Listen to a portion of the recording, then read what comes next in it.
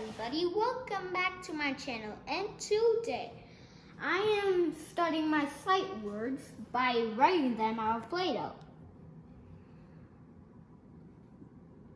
I have brother, father, friend, love, mother, picture. So far I've been doing brother and that's it. I'm doing friend right now. How to spell brother? It's B-R-O-T-H-E-R.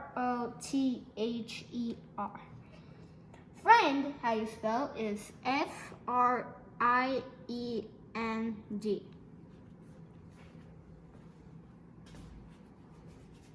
Right?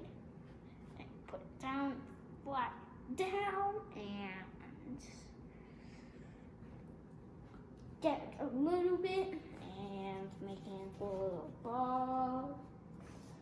Put it right up there and squish, squash, squish, squash, squash. For now, I think I should change the color. Got squished hard. And guys, look at my hair. It's a haircut. My dad did it because all the stores and stuff are closed because of the coronavirus. Now I'm going to use silver.